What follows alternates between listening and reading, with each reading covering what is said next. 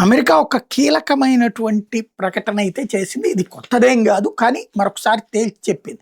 Hormuz జలసంధిని Iran దిగ్బంధిస్తే, ఇరానే దిగ్బంధించినటువంటి America సాక్షిగా తాజాగా ఏదైతే ఈ ఒమన్ తీర ప్రాంతంలో నుంచి వచ్చేస్తున్నటువంటి షిప్పులని ఆటికి సంబంధించిన రాడార్లు కనబడనీయకుండా, అది చూడనీయకుండా ఇరాన్‌కి సంబంధించిన స్పాట్స్‌ని ధ్వంసం చేయడం ద్వారా షిప్పులు యథేచ్ఛగా ట్రాన్స్‌పోర్టేషన్ జరిగే విధంగా అమెరికా సహకరిస్తున్న వేళ, ఇప్పుడు కొత్త ఎత్తు వేసింది ఇరాన్. ఈ షిప్పులకి తోడు అమెరికన్ సైన్యం వస్తుంది. అమెరికన్ సైన్యం ఉందంటే ఆ ఏరియాలో షిప్పులు ఉన్నట్టు అర్థం, వాణిజ్య షిప్పులు.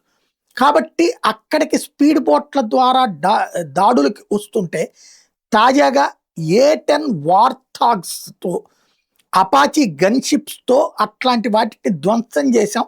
ఇరానియన్ స్పీడ్ బోట్లను ధ్వంసం చేశాం, డ్రోన్స్‌ని ధ్వంసం చేశాం. ద A-10 వార్హాగ్ అనేటటువంటిది ప్రత్యేక ఫ్లైట్. ఇది సదరన్ ఫ్లాంక్కి సంబంధించినటువంటిది. హంట్ చేస్తుంది, అలాగే పేల్చి పడేస్తుంది. అట్లాంటి వాటిని వాడుతున్నాం స్ట్రైట్ ఆఫ్ హార్ముజ్ దగ్గర.